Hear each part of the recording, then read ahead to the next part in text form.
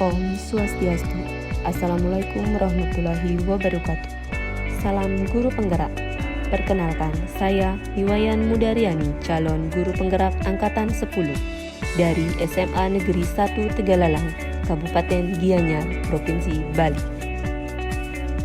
Pada kesempatan ini izinkan saya untuk memaparkan tentang demonstrasi kontekstual pemikiran filosofi Ki Hajar Dewantara. Ki Hajar Dewantara yang pada awalnya bernama Raden Mas Suwardi Suryaningrat dan sejak tahun 1923 menjadi Ki Hajar Dewantara.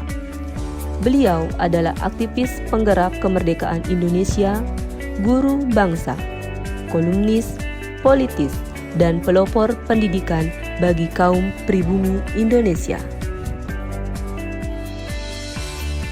Beliau adalah pendiri perguruan taman siswa, yaitu suatu lembaga pendidikan yang memberikan kesempatan bagi para pribumi untuk bisa memperoleh hak pendidikan.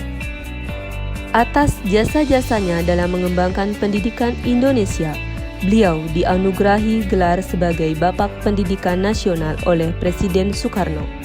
Sedangkan tanggal kelahirannya sekarang diperingati di Indonesia sebagai Hari Pendidikan Nasional Indonesia, yaitu pada 2 Mei.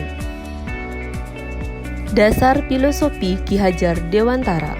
Ki Hajar Dewantara mengibaratkan peran pendidik sebagai petani, dan anak-anak diibaratkan sebagai benih yang akan ditanam oleh Pak Tani.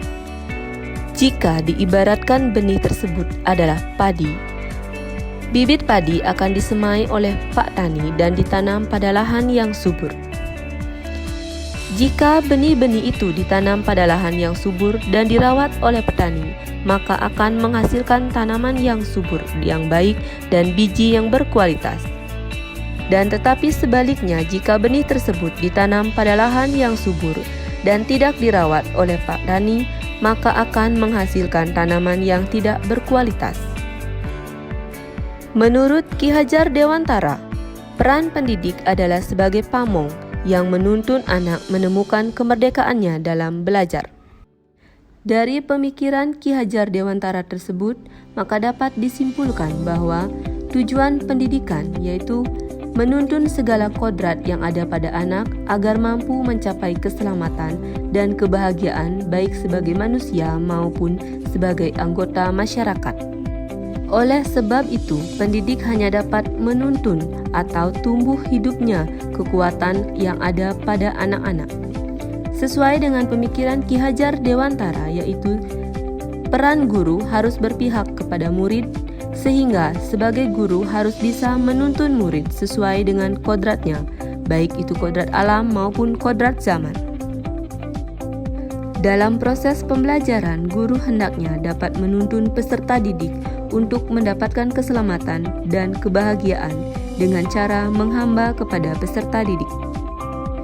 Pendidikan yang menghamba kepada peserta didik menekankan pada minat, kebutuhan, dan kemampuan individu, menghadirkan model dan metode belajar yang menggali motivasi untuk membangun habit anak menjadi pembelajar sejati, selalu ingin tahu terhadap informasi dan pengetahuan. Dalam proses pembelajaran, kita harus ingat dengan semboyan Ki Hajar Dewantara tentang peran guru sebagai pendidik, yaitu yang pertama, ing arso sung tulada, yang mana artinya adalah guru harus bisa memberi contoh dan panutan kepada peserta didik. Yang kedua, ing madyo mangun karsa, yang artinya guru harus bisa membangkitkan semangat atau kemauan dalam diri murid untuk terus belajar dan melakukan inovasi. Yang ketiga, tutwuri handayani, yang mana guru harus bisa memberi dorongan, motivasi, dan arahan kepada peserta didik. Dengan memahami dan menerapkan ketiga semboyan tersebut, guru mampu memberikan pendidikan yang berpihak kepada murid dengan cara memberikan kemerdekaan dalam belajar, berpikir kreatif dan inovatif untuk dapat mengembangkan ide sesuai dengan minat dan bakatnya, dan selain itu juga selalu sesuaikan perkembangan zaman dengan memanfaatkan teknologi dalam pembelajaran.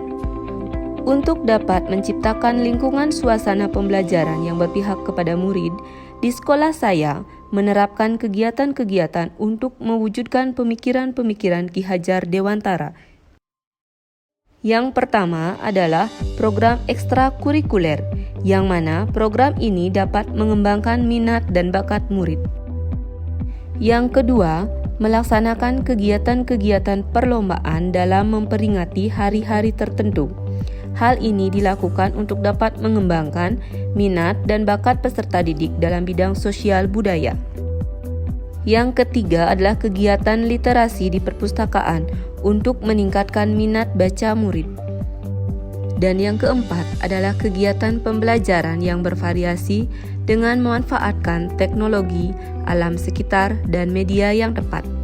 Untuk mewujudkan pendidikan yang berpihak pada murid, sudah tentu ada tantangan-tantangan yang dihadapi. Di antaranya, minat dan motivasi murid dalam mengikuti kegiatan-kegiatan yang telah disediakan oleh sekolah masih tergolong rendah. Yang kedua, kemampuan guru yang masih belum menyeluruh dalam memahami pemikiran Ki Hajar Dewantara, yaitu pendidikan yang berpihak kepada murid. Tantangan tersebut harus dicari solusi yang tepat agar terciptanya pendidikan yang berpihak pada murid. Di sini ada pun solusinya, yaitu yang pertama, menggunakan model atau metode pembelajaran yang bervariatif agar murid lebih nyaman saat belajar.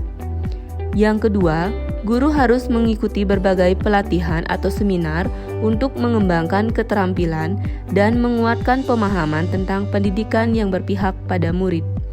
Dan yang ketiga, guru tidak boleh bosan dalam memberikan contoh teladan yang baik kepada murid.